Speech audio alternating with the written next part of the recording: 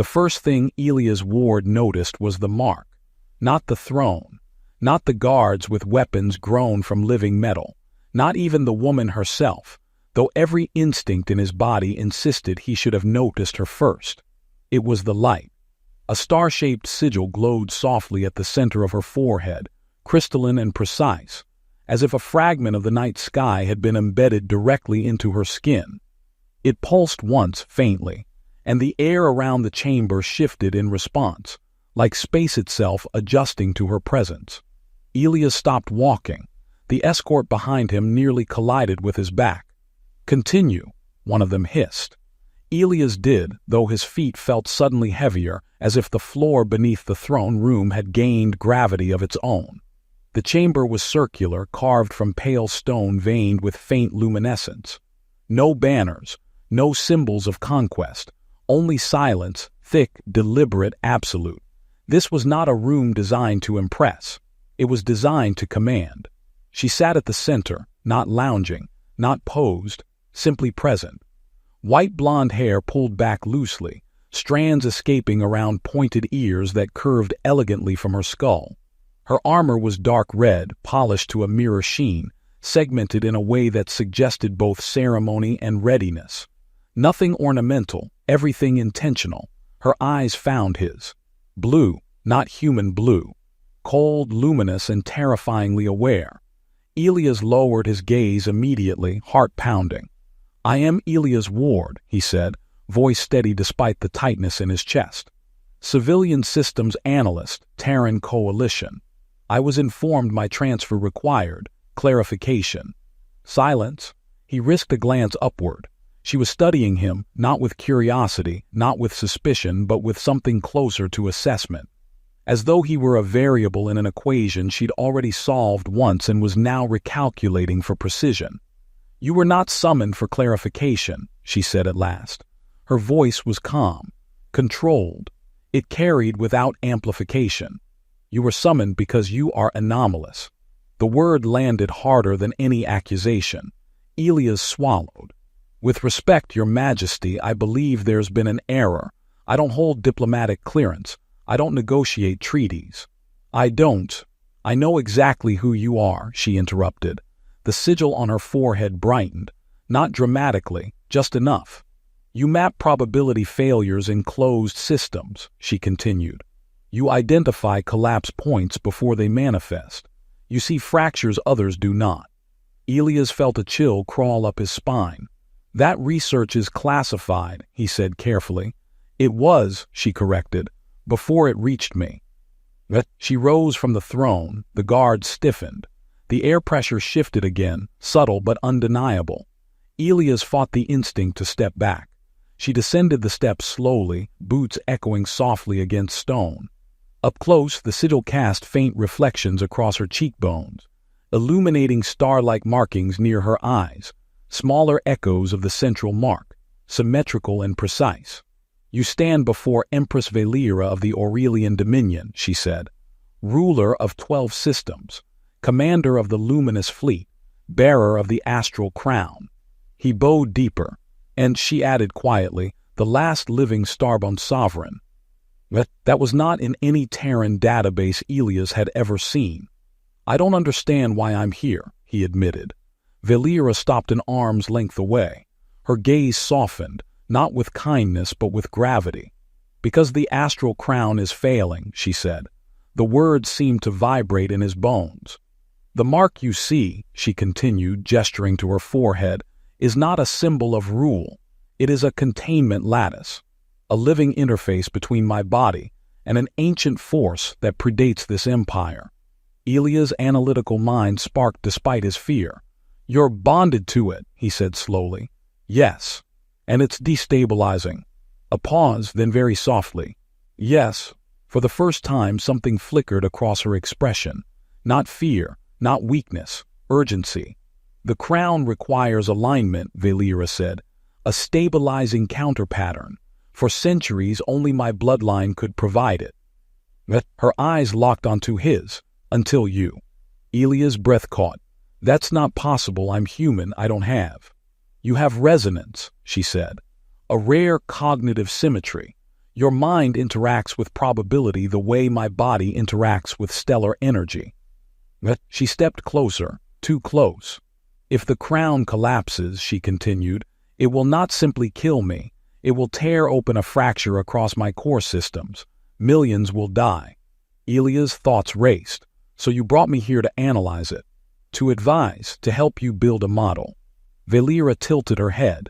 No, she said, the sigil flared brighter.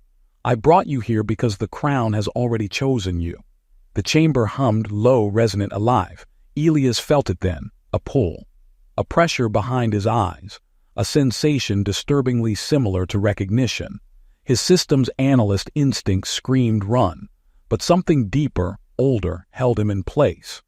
Valera watched his reaction closely, and for the briefest moment, behind all the control and imperial composure, Elias saw it. Relief. Welcome to the heart of my empire, Elias Ward, the Empress said quietly, and to the beginning of something neither of us can afford to misunderstand. The room did not release him. Elias noticed it the moment the doors sealed behind him, not with a sound, but with a sensation, like a held breath finally locking into place.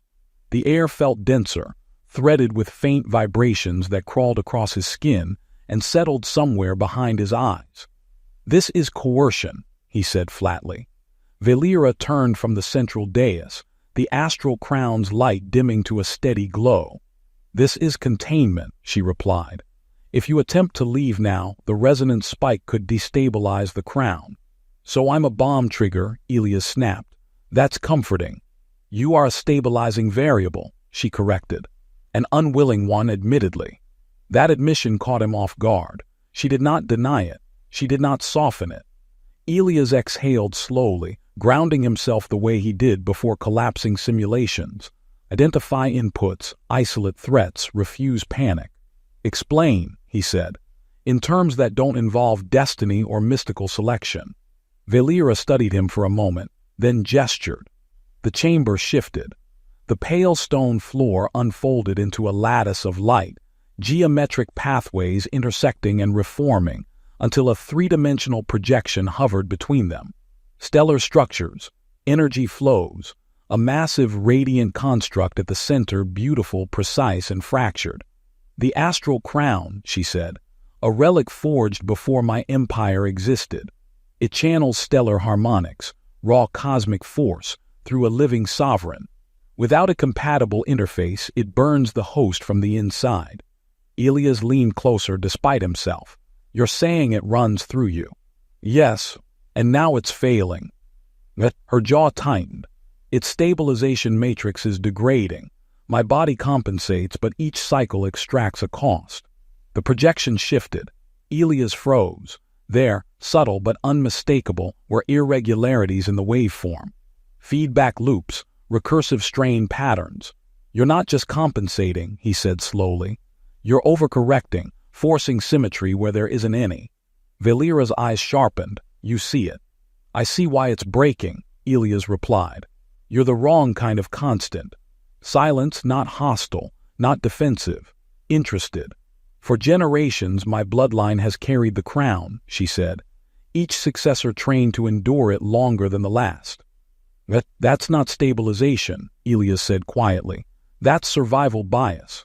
The sigil flared. Valera staggered, just a fraction, but enough. Elias reacted without thinking, stepping forward, hand lifting instinctively. The moment his fingers brushed the edge of the projected lattice, the world shifted.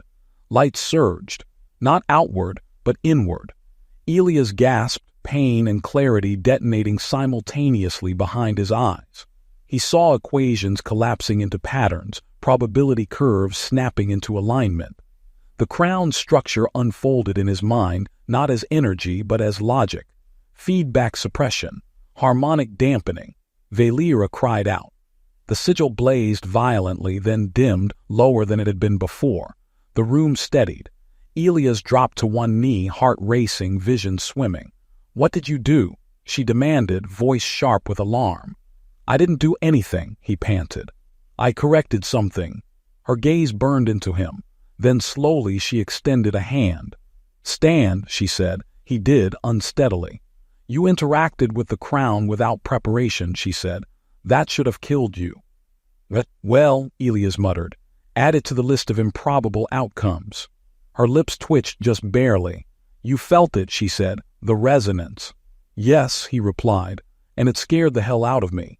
Good, Valera said softly. Fear keeps you alive. She turned away, armor catching the chamber's light. For the first time, Elias noticed something else. How rigid her posture was, how controlled her movements had become. How long, he asked carefully, have you been hiding the damage? Valera did not answer immediately. When the crown flares, Elias continued, you're not just bleeding energy, you're losing synchronization, memory drift, neural strain. He hesitated, pain. Her shoulders stiffened. You are not my physician, she said. No, Elias agreed. But I've spent my life watching systems pretend they're stable while tearing themselves apart. She faced him again. Her eyes were colder now. And what would you suggest? She asked. That I abdicate, that I let the crown consume the next in line instead. No, Elias said firmly. I'm suggesting we stop pretending this is sustainable. The words hung between them. Finally, Valera spoke, quiet, controlled, dangerous. The crown does not accept shared control. Then it's obsolete, Elias replied. Any system that demands a single point of failure eventually collapses. The sigil pulsed once, not violently, thoughtfully. Valera's breath caught. What is it doing? Elias asked. It's recalibrating, she said slowly.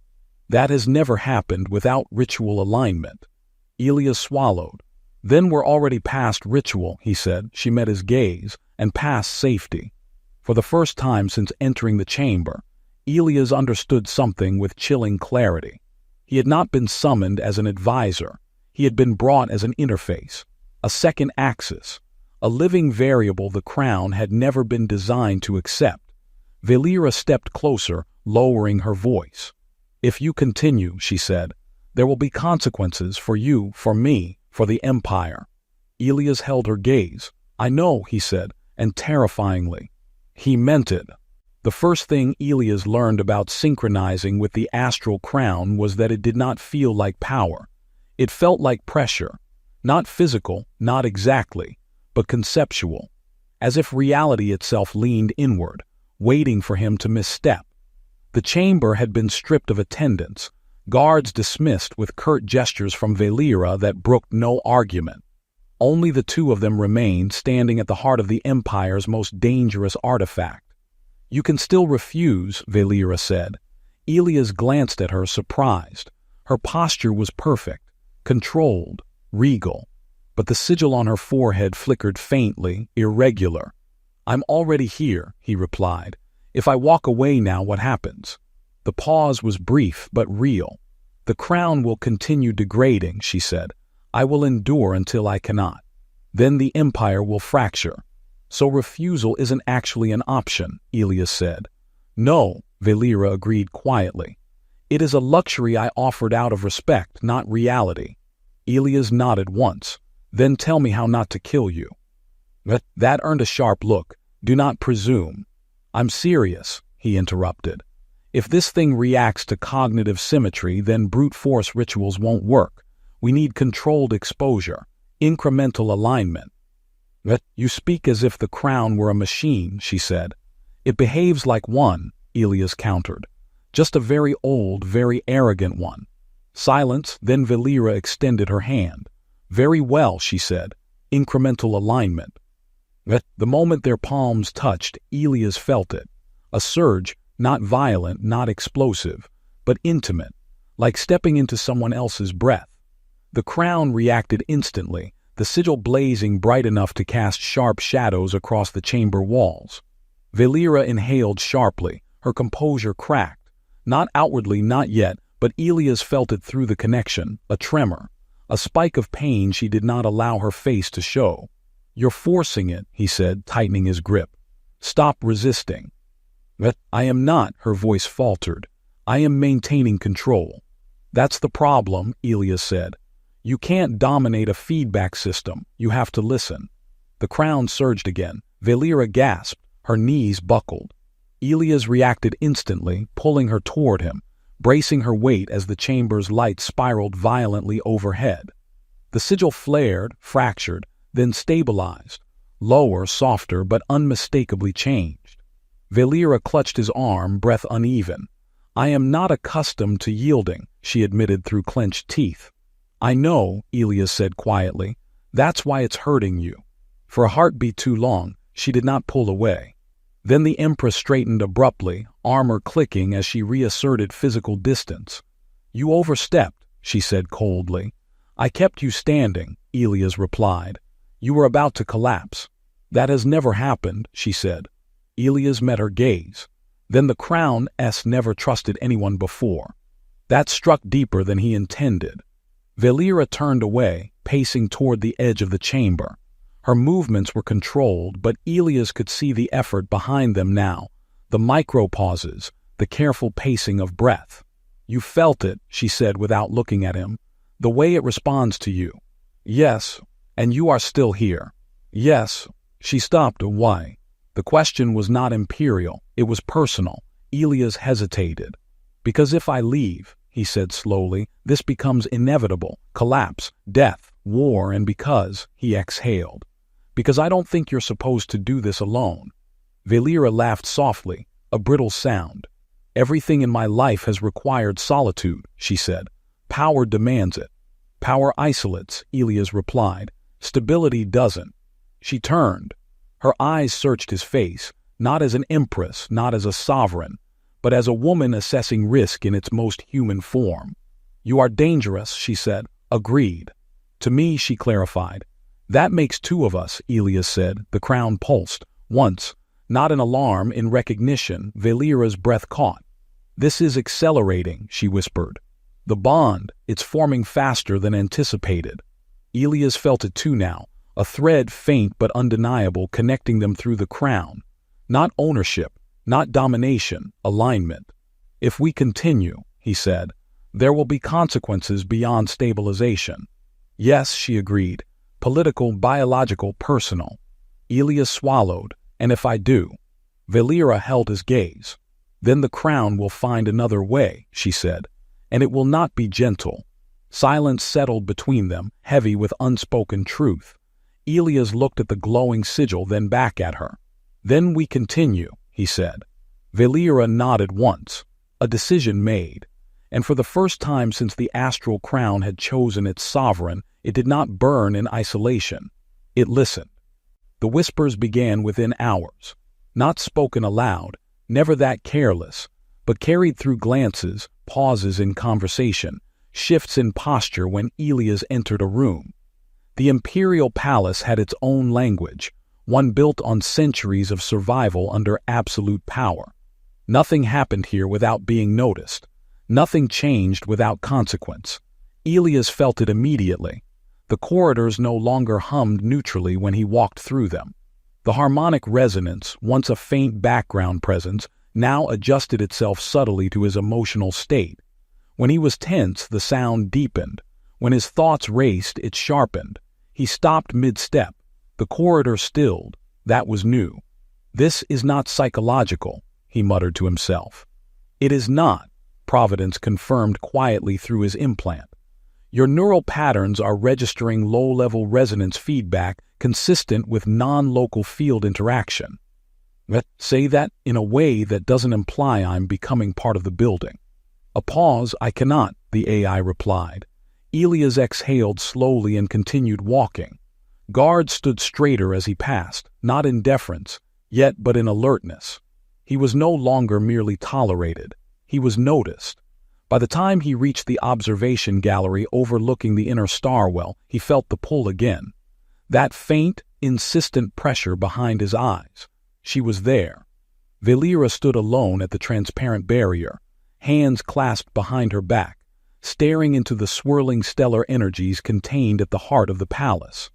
The astral crown's sigil glowed steadily, but the smaller markings along her cheekbones shimmered erratically. "You should be resting," Elias said carefully. She did not turn.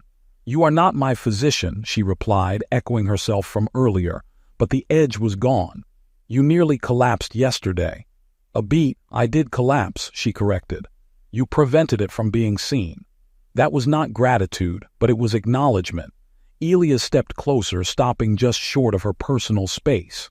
The crown reacted again, he said. About 10 minutes ago, I felt it. So did I, Valera admitted. A fluctuation brief but sharper. She turned then. Her eyes were brighter than usual, too bright. You're pushing yourself, Elia said quietly. Her jaw tightened. The council convenes in 4 cycles. They will sense instability if I appear weakened. This isn't weakness, Elia said. This is adaptation. The crown is restructuring around shared load. Her gaze flicked to him, sharp, assessing. Shared, she repeated. You speak as if this were intentional. It is now, Elia said, whether you like it or not. The sigil pulsed. Valera winced. Elias reached for her instinctively before he could stop himself.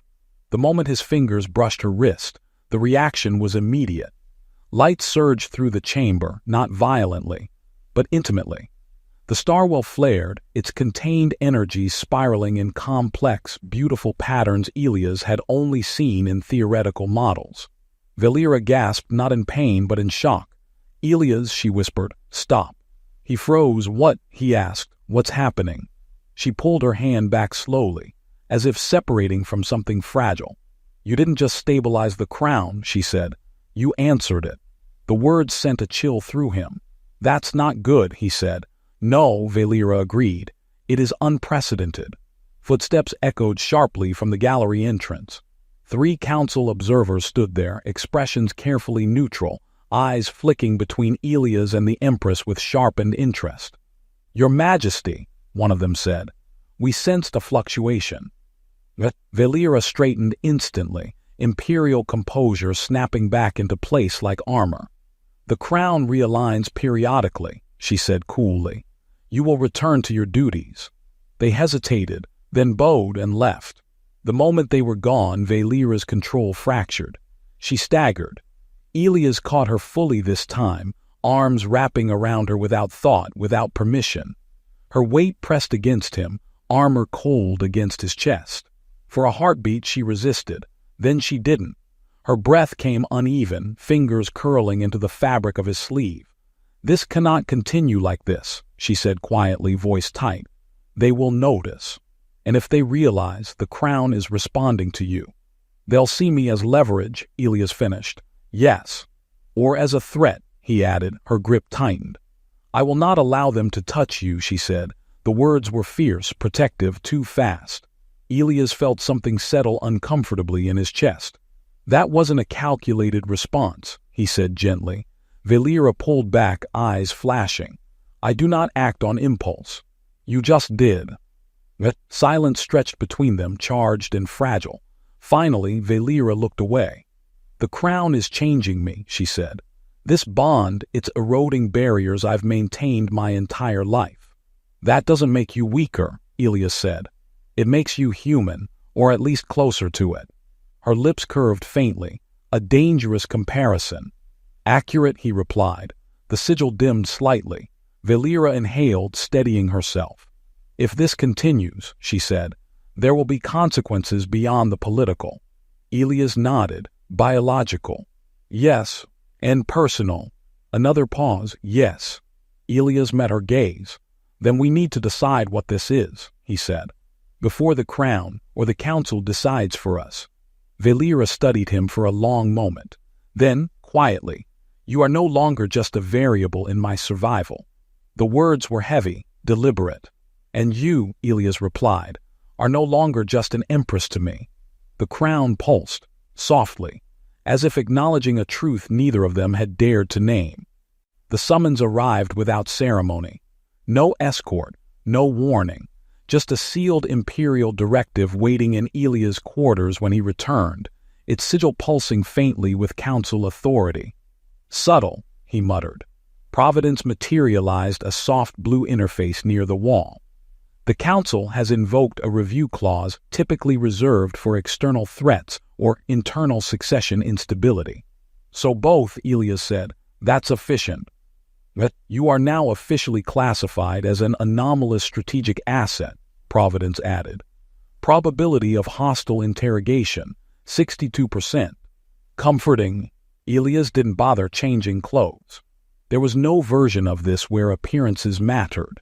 He felt the pull the moment he stepped into the transit corridor, the astral crown's resonance tightening, sharpening, as if aware that something fundamental was about to be tested. The council chamber was nothing like Valera's throne room.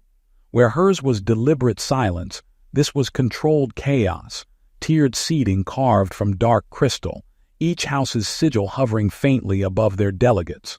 20 figures, 20 centers of power, and at the center an empty dais reserved for the Empress. Empty. Elia's stomach tightened. Elia's ward, a voice called, step forward. He did, every gaze locked onto him with surgical precision. No open hostility, no warmth, just calculation.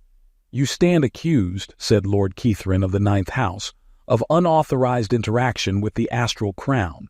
Elias kept his voice level. "If I'm being accused, I'd like to know under what law." A ripple of murmurs followed. "Bold," Providence whispered privately. "Statistically inadvisable." "Noted," Elias replied internally. "The crown is sacred," Keithrin continued. "Bound solely to the sovereign. Your interference constitutes." "Stabilization," Elias interrupted. Silence fell hard. He met their stares one by one. "The astral crown was failing," he said. "You knew it. You hid it. And you were content to let the Empress burn herself alive, to preserve your illusion of continuity." A few delegates stiffened. "That is not your place," another voice snapped. "No," Elias agreed, "it's hers. And you denied her the option to survive." The chamber hummed faintly. Then, the doors opened. Valera entered, not hurried, not defensive. Clad in full regalia, the astral crown blazing brighter than Elias had ever seen it. The sigil flared in perfect synchronization with his pulse. Every council member rose. "Sit," Valera commanded. They did. Her gaze swept the chamber once cold, absolute, before settling on Elias. "You were summoned without my consent," she said. Lord Keithrin inclined his head. "The council acted in the Empire's best interest." "The Empire's best interest," Valera replied, "is my continued existence." A sharp intake of breath echoed through the chamber. She moved to the central dais and turned, allowing the council to see the sigil fully. "It is no longer degrading," she said, "and that is because of him." Murmurs exploded. "You admit dependence on a human," someone demanded. "I acknowledge reality," Valera said, "something this council has struggled with for centuries." She extended a hand. Elias felt the pull instantly, stronger, deeper. "Come here," she said. Every instinct screamed danger. Elias stepped forward anyway. The moment he took her hand, the crown responded. Light surged through the chamber, not violently but undeniably. The sigil stabilized into a new pattern, layered, complex, balanced. Gasps rippled through the council. "This," Valera said, voice ringing, "is shared stabilization. The crown no longer consumes a single sovereign. It distributes load through resonance." She turned slowly. "You will not interrogate him," she continued. "You will not isolate him, and you will not remove him from my presence." "And if we object?" Keithrin asked. Valera's eyes burned. "Then you will explain to the Empire why you tried to kill your Empress by tradition." Silence, absolute. The crown pulsed once. Decisively, Valera released Elia's hand, though the connection lingered like an echo. "Elia's ward is now under my direct protection," she declared. "Any action against him is an action against the throne." The words were not romantic. They were political and irreversible. As the council slowly, grudgingly accepted reality, Elias understood something with chilling clarity. She had just bound her rule to him, not emotionally, strategically. Later, much later, when the palace had gone quiet again, Elias stood at the viewport beside her.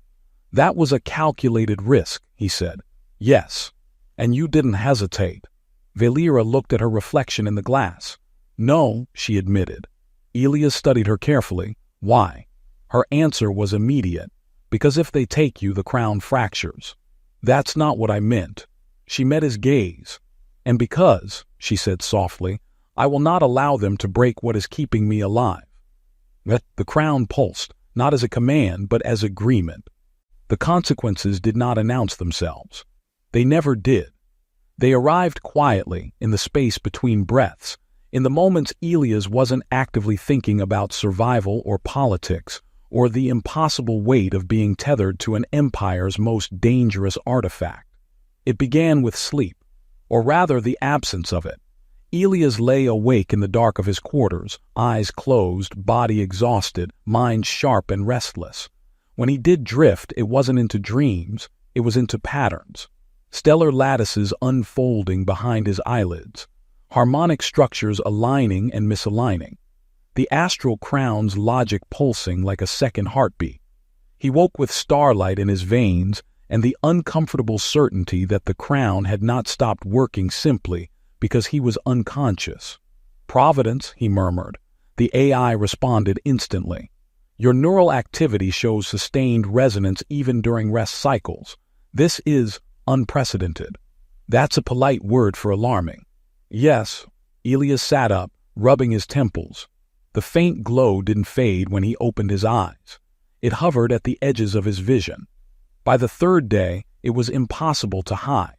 He noticed it first in the reflection of polished crystal, faint, barely perceptible lines of light branching from his temples, like ghostly echoes of the sigil Valera bore openly. Not marks, not yet traces. He pulled his collar higher and hoped no one looked too closely. They did. Valera noticed immediately. She said nothing at first. That worried him more than alarm would have. They stood together in her private solar chamber, the stars drifting slowly beyond the transparent barrier. The astral crown's sigil glowed softly, stable, too stable, Elias realized, as if drawing something it no longer needed to draw from her alone. Your bleeding resonance, she said at last. Elias met her gaze. So are you. Her eyes narrowed. That is not the same. No, he agreed. It's worse for me. She stepped closer, studying his face with a focus that was no longer purely analytical. Her fingers hovered near his temple, hesitating. You didn't tell me, she said. You didn't ask, he replied gently.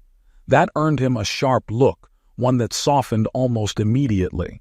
This was not part of the projection, she said quietly. No, Elias admitted. I don't think the crown ever intended to share without leaving marks. Her jaw tightened. I am not willing to trade your integrity for my survival. Elias laughed softly. That would have been a useful boundary to establish before binding me to a cosmic artifact. Silence fell. Then Valera did something that still felt unreal to him. She reached out and touched him carefully, deliberately, her palm warm against his cheek. The crown pulsed, not violently, but in response. Elias closed his eyes despite himself. Elias, she said softly, if this continues, the bond will deepen. The changes may become permanent. I know, he replied. I've run the projections. And every path where I sever the connection ends with you dying, he said simply, or the empire fracturing. Her hand trembled. You are not obligated. I'm choosing, Elias said. That matters. Valera looked away, swallowing hard. For my entire life, she said, I was taught that attachment is a weakness. That caring creates leverage others can use against you. She met his gaze again. And yet, the moment I realized you were being harmed by this bond, my first instinct was to dismantle the entire system that demanded it. Elias' chest tightened. That wasn't strategic, he said quietly. No, Valera admitted. It was not. The crown's light dimmed slightly, as if listening. If the council discovers the changes in you, she continued, they will argue that the crown is corrupting a human mind. They will demand separation. And if they succeed, Elias asked, her answer was immediate. I will invoke sovereign override. Elias stared at her. That's direct rule. Yes, that would fracture your political alliances. Yes, that would turn half the noble houses against you permanently. Yes, he searched her face, and you'd still do it. Valera did not hesitate. Yes. The word echoed louder than any declaration she had made in the council chamber. Elias felt something shift inside him, not resonance, not power, but something dangerously human. "Valera," he said slowly, "you can't burn your empire to protect me." "I am not burning it," she replied. "I am choosing what it exists to protect." Silence stretched between them, thick with meaning neither of them named. Finally, Elias spoke. "This bond," he said, "it's changing how I perceive you. The crown doesn't just transmit energy. It carries intention, memory, loneliness." Her breath caught. "You feel that," she whispered. "Yes." "And you're still here." "Yes." Valera closed her eyes. For the first time since he'd met her, she leaned forward, just slightly, resting her forehead against his. The sigils aligned, the crown stabilized further. "I don't know what this makes us," she said quietly. "Sovereign and anchor, empress and anomaly, something in between." Elias exhaled slowly, steadying himself against the pole. "Whatever it is," he said, "it's no longer just survival." Valera opened her eyes. "No," she agreed, "it's choice." The crown pulsed, softly, decisively. The council did not challenge Valera directly. They were not that foolish. Instead, they moved through doctrine, ancient law, sacred precedent. Words sharpened over centuries into weapons no sovereign could ignore without consequence. The notice arrived sealed in black crystal, a rite of purity. Elias stared at the projection in Valera's strategy chamber, jaw tightening as Providence translated the archaic Valoran script. "They're invoking ceremonial authority," he said, "testing the crown's integrity." Valera's expression was ice. "They want to expose you," she said, "publicly, to prove I'm corrupting it." "Yes, and if I fail?" "They will demand immediate severance," she replied, "permanent." Elias exhaled slowly. "Which kills you?" "Eventually," Valera said, "or fractures the crown violently enough to justify emergency succession." Silence settled. The rite was older than the empire itself, a forced resonance amplification conducted before the full council and broadcast across the core systems.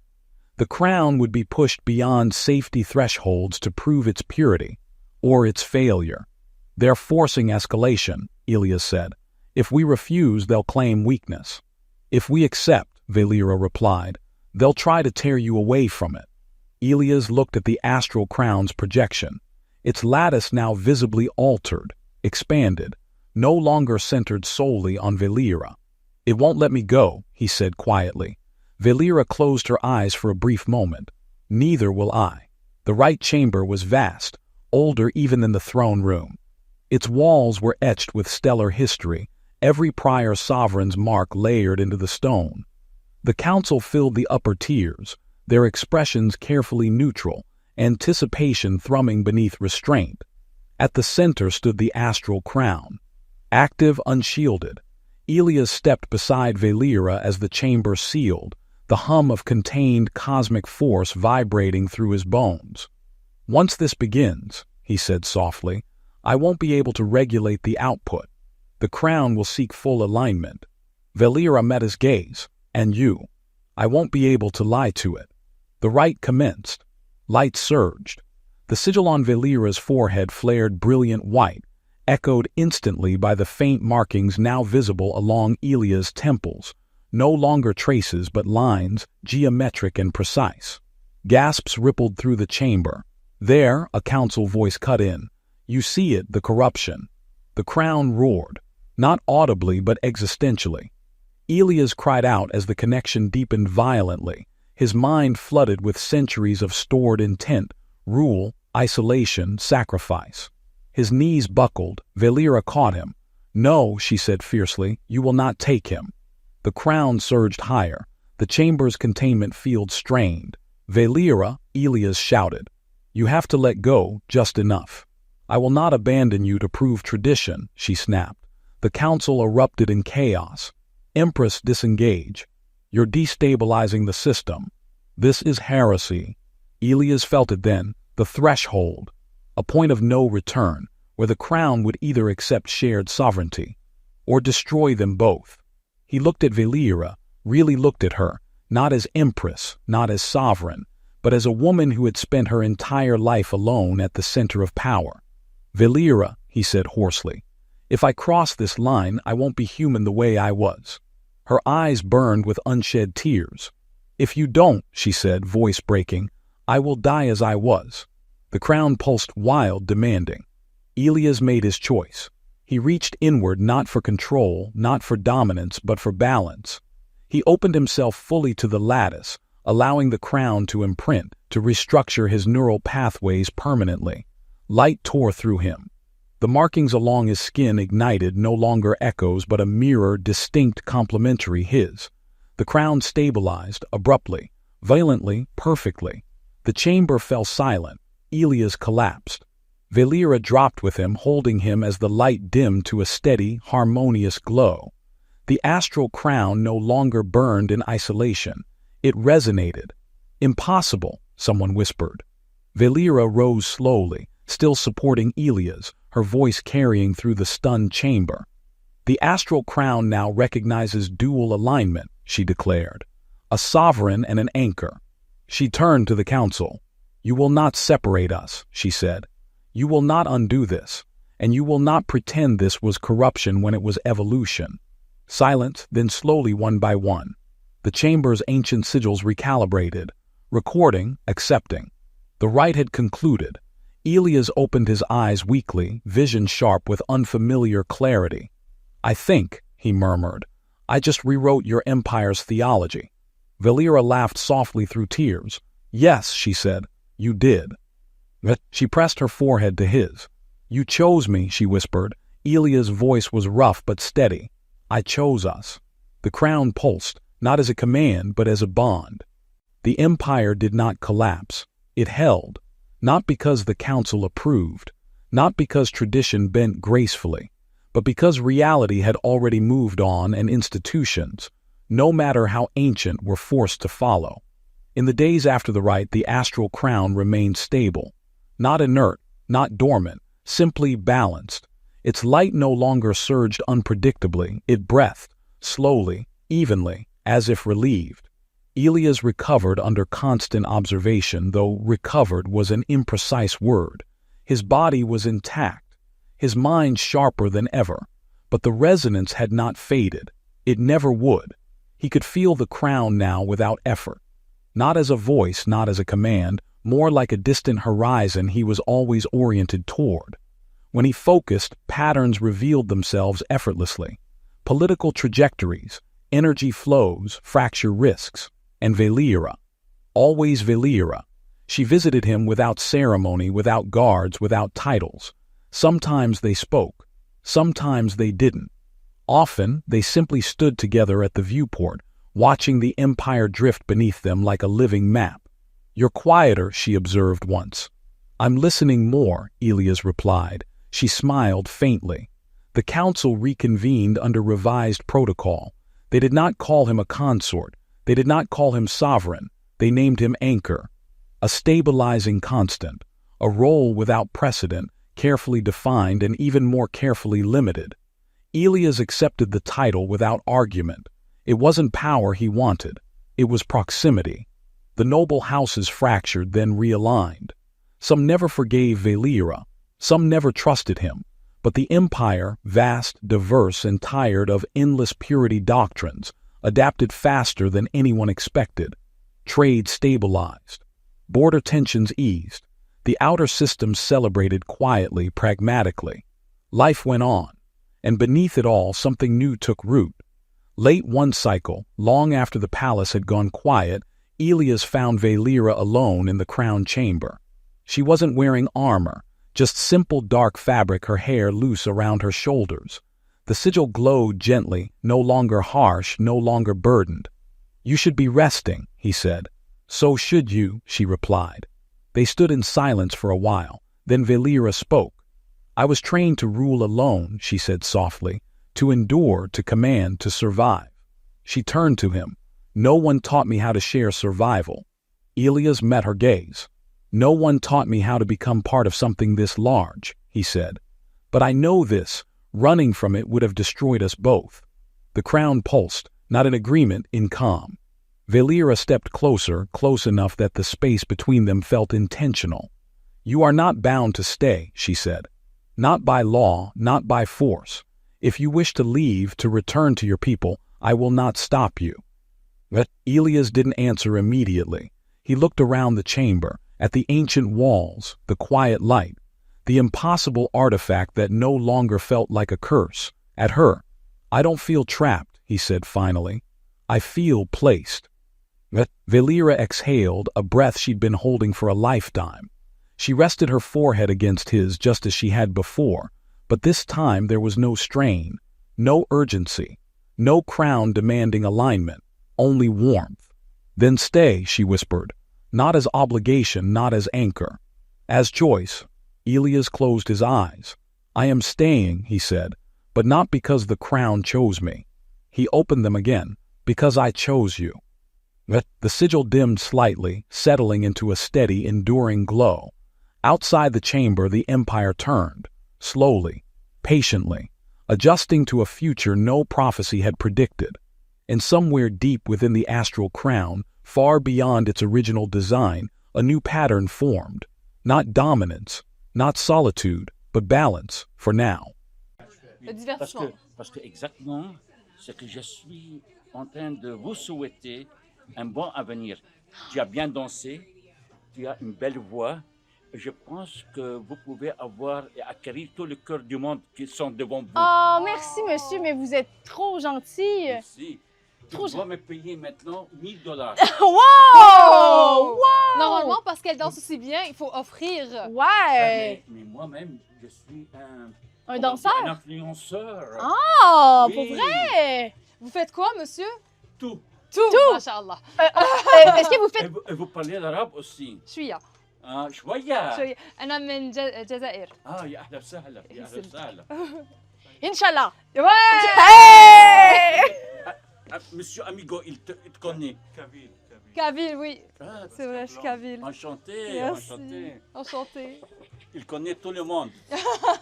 Vous venez d'où? Liban. Liban? Oui. Ah, Enchantée. Enchanté. Et elle aussi de Québec. Québec. Je parle pas arabe. Un peu. Pas de problème. Marhaba. Marhaba. Marhaba. Bravo. Bonjour. Bonjour. Kifak. Kifak. Ya hala. Yahala. Hein? Voilà. Ah, c'est facile. Le plus important, c'est yalla. Yallah. Voilà. Dès qu'elle Ah. t'énerve, yalla. Oh, yallah. Voilà! Oh, mais... OK. On sait on est où? Parce que c'est quand même un budget, 45 basses. Je vais revenir, je pense. OK. Comme tu veux. Comme tu veux. Parce que c'est vraiment la plus belle casquette. Je suis là jusqu'à 9h. OK, jusqu'à 9 h. Je tiens en Mais tête. peut-être 8h30 s'il n'y a pas beaucoup de clients. OK. Mais je dois vous souhaite, être sincère je avec vous souhaite beaucoup de clients, alors. Merci beaucoup. De rien. C'est Mais très c'est sûr gentil, que monsieur. ça serait celle-là, mais là, voilà, je vais Ouais, attendre. ouais, je je vais comprends. attendre. On va voir, parce qu'il faut souper, les gars. Essayez de faire un selfie, moi et elle. Oui, parfait. Parce qu'elle Attendez. va me Avec la rappeler. casquette? Elle va me rappeler, oui, prends en avec la photo. casquette. Parce qu'elle est Alors. belle, cette fille-là. Oh, c'est gentil. Ouais, merci. Mon premier Avec vous. fan. Avec moi aussi. Mais oui, mais oui. Voilà. merci C'est belle, beaucoup, une monsieur. belle photo. Faites-nous Voilà. Ouais, Mais là c'est en fait, j'ai pas pris de photo ici. Là, c'est juste un, c'est c'est un une vidéo screenshot. et après Ah, on va d'accord. prendre. Ouais. Je vous en Voilà. prie. Merci Ben, Oui, j'étais beaucoup, très content. monsieur. Je suis très content. pour Merci beaucoup, vous. monsieur. Merci, au revoir. Bon, ben, je vais revenir sur, Oui, tout oui, à l'heure. Merci beaucoup. Au revoir, hein. Merci, au revoir, bonne journée. Salut, au revoir. Au revoir. Oh my god, Lexa! C'est court. À la fin, essayais-tu d'être... il était vraiment gentil. Il était Non, gentil, il mais était là, gentil, ouais, ouais. il était gentil, mais il Ouais, était ouais. vraiment comme, waouh, deux belles femmes.